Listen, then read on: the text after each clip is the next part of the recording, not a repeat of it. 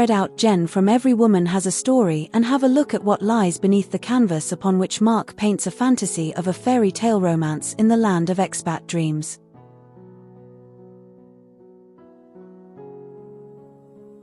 Peel back the layers of illusion and step into the world of Jen, where the vibrant hues of Mark's fairy tale romance fade into the stark reality of an expat illusion. Here, beneath the surface of a seemingly perfect picture, lies a complex weave of emotions and truths. Jen was more or less 40 years younger than Mark when she met him, with nothing to her name except the clothes on her back. That's how Mark puts it. They met on a dating site, upon which Mark asked her out to dinner. She arrived with her mother and a friend. As dinner was ending, Mark sent her a message from across the table, pressing her on whether or not she was interested in him. That was such a desperate move. It should have been the other way around. It is a reminder to showcase some class and style. In this particular scenario, we can clearly observe that Jen's decision was influenced by her mother, who was present with her on her first meeting with Mark. Obviously, her mother was misinformed about Mark. To her, Mark would have been the solution to all their problems. Imagine how she would have broken the news to their family when they got home later that evening. Jen's mother, a beacon of hope in the dim light of their struggles, had been led astray by the allure of Mark. To her, he was the missing piece in their puzzle of poverty, the key to unlocking a future filled with promise and prosperity. She had envisioned him as their savior, the one who would lift them from the depths of despair and into a world of abundance. Imagine as the night drew to an end and they returned home. The news that Mark was not the solution they had hoped for would be a bitter pill to swallow for the entire family who had been following this unfolding tale.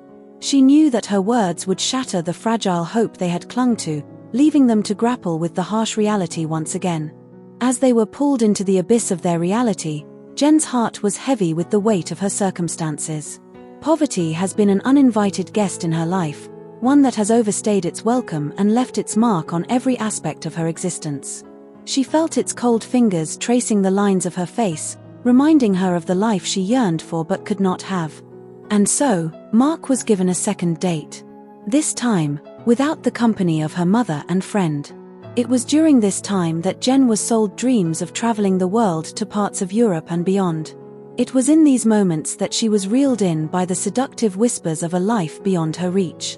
The dreams of traversing the cobblestone streets of Europe, of basking in the glow of foreign sunsets and eating McDonald's every day, owning a $1 million cruise ship and traveling the globe.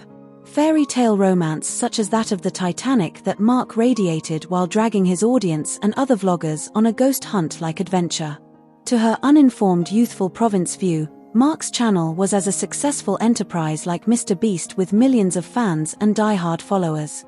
The weeks that followed would have seen Mark hustling twice as hard, every day on Cambly and on his channel with his unreasonable everyday live streams, trying to break the bank in an attempt to sell himself off as capable and achieving.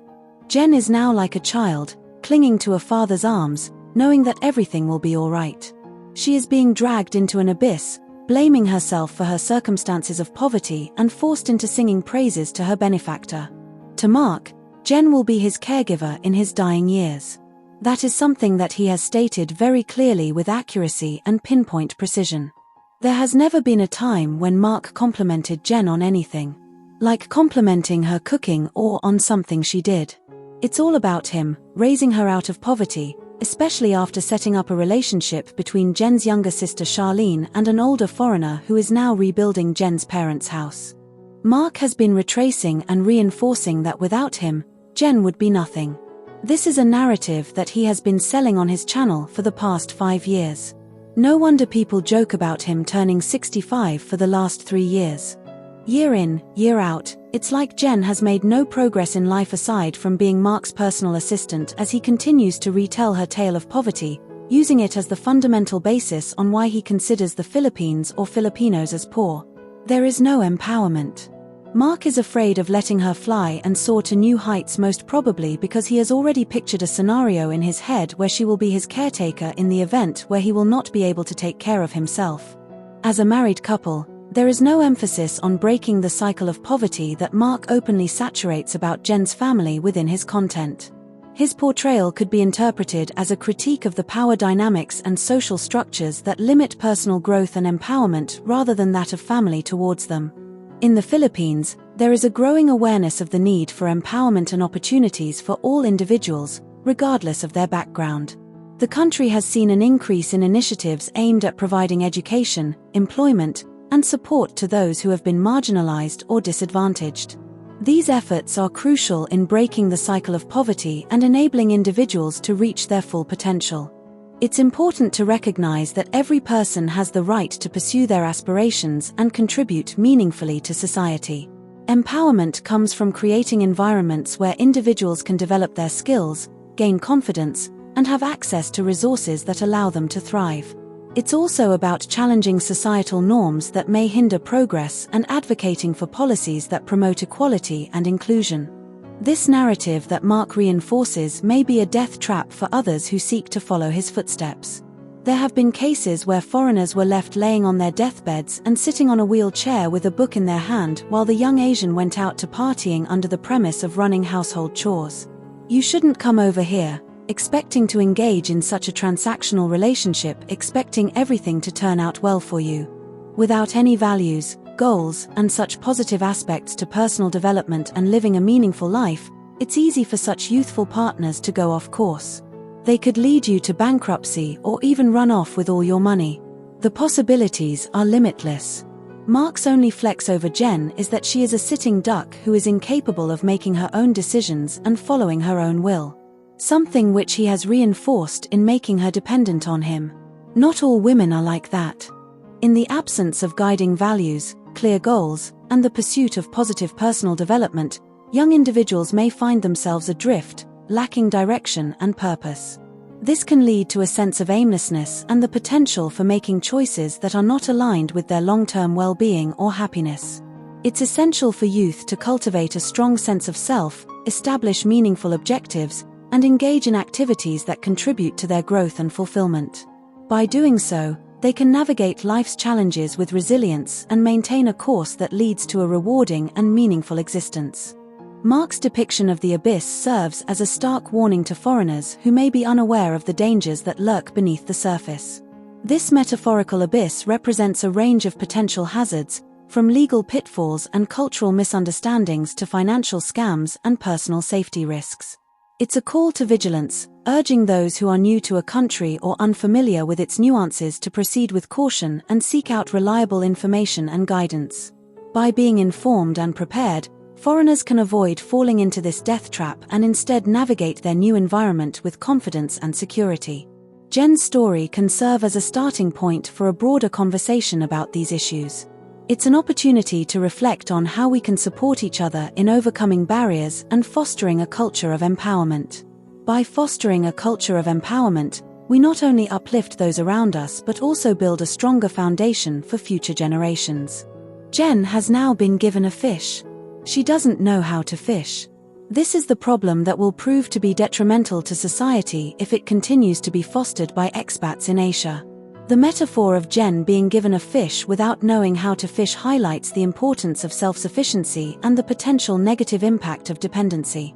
Jen as a public influencer could lead to influencing a society where individuals are unable to support themselves, relying indefinitely on external aid. This could stifle personal growth, innovation, and the development of local industries. To prevent such a scenario, it's crucial to focus on education and skill development. By teaching people how to fish literally and figuratively, we empower them to become independent and contribute positively to their communities. This approach fosters resilience, encourages entrepreneurship, and ultimately leads to sustainable development with both social and economical impact. It's also important for expatriates and international communities to engage in responsible practices that promote self-reliance rather than dependency. Addressing the problem of fostering dependency requires a collaborative effort that emphasizes empowerment, education, and sustainable practices. By doing so, we can build societies that are resilient, self-sufficient, and capable of thriving independently. So here are the main points that should be emphasized. When you marry a Filipina, you marry her family. It is within their culture. By fostering a culture of empowerment, we not only uplift those around us but also build a stronger foundation for future generations. And lastly, foreigners coming over here seeking a live-in caretaker like what Mark pictures of his future with Jen is a death trap and could potentially lead you on to the other side earlier than expected. Just like any other country in the world, not all locals will have good intentions for or towards you. Breaking the cycle of poverty should not be sold as a legacy. It should serve as a platform for the act to be copied and relived by someone else down the line. Not all encounters with Filipinas will end with a happy ending for the foreigner. In the end, if you treasure your Southeast Asian partner, know that she will never be truly happy without her family's happiness echoing in the background of her existence. Remember that if you want an happy ending,